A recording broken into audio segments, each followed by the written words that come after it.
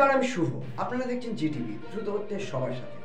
দেখুন, এই কাজটা যে করেছে সম্পূর্ণ বড় ধরনের ক্রাইম, বিরাট অন্যায়। আমি শুনেছি কিছু দুষ্কৃতী লোক এসবগুলো করেছে। নিশ্চয়ই থানায় কমপ্লেন হয়েছে। আমাদের পুলিশের প্রতি অগাধ বিশ্বাস আছে, প্রশাসন সেই স্টেপ নিয়েছে। অবশ্যই তার একটা আমি পূর্ণ বিচার চাই এবং পূর্ণভাবে তদন্ত করা হোক, যাতে এর মূল উদ্দেশ্যটা কী। একটা ফসল, আপনারা জানেন তো আমরা কৃষিপ্রধান দেশে বাস করি, ফসলের গুরুত্বটা কত বড়। একটা ফসল নষ্ট করবে, এটাকে কিছুতেই মেনে নেওয়া যায় না। পুলিশ অবশ্যই দেখছেন এই ব্যাপারটা নিয়ে। ক্রিমিনাল বহিরাগত ক্রিমিনাল আমাদের এখানে হচ্ছে, আবিষ্কৃত হচ্ছে। আমরা চাইবো না। আর এটাকে ধরেন দল কিছুতেই, আমাদের দলের লোক না এরা, আমরা দল কিছুতে প্রশ্রয় দিবে না। এটা যেটা হবে সঠিক, সেটা অবশ্যই পুলিশ তদন্ত করে সেটাকে বের করবেন। আমাদের পুলিশের প্রতি ভরসা আছে এবং পুলিশের সঙ্গে আমাদের সেই কথাটা হয়েছে। দেখেন, নষ্ট করলে আমার শ্বশুর, আমার শ্বশুরের বাপেদের আমলকার জমি সরকার আমাদেরকে পাট্টা করে দিয়েছে। পাট্টার জমি, পুরা মৌজার জমি।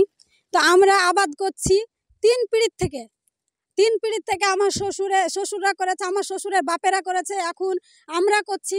তারপরে দেখেন তারা জোর জবস্ত এসে জমি দখল করার চেষ্টা করছে। আর আমরা এই জমি 3 পিঁড়ি ধরে খাচ্ছি। প্রথমে দেখেন পাট বুনলাম, পাটকে পুড়ে দিল। তারপরে পাট পোড়ার পর আবার অনেক টাকা খরচা করে আমরা পাট বুনলাম ডবল করে। আবার পাটকে এক গলা অস্তিক হওয়ার পর আবার মেশিন নিয়ে এসে পাট কাটে দিল। এরা করছে ধরেন মুখ ঢেকে মস্তানি সাজিয়ে আসছে। তা আসছে মস্তানি সাজিয়ে, যাহাতে আমরা মেয়েরা আসছি, আমাদের স্বামীরা বিদেশে খাটা, আমরা গরিব মানুষ, আমার স্বামীরা বিদেশে খাটছে, আমরা মেয়েরা চলো আমাদের জমি নষ্ট করে দিচ্ছে বলে আসছি। তখন তারা মুখ ঢেকে পালিয়ে যাচ্ছে। তাদের উদ্দেশ্য হচ্ছে আমরা জোর জবরদস্তি ওদের জমিটা কাড়িয়ে নিব। আপনারা এতক্ষণ দেখছিলেন জিটিভি, দ্রুত হচ্ছে সবার সাথে।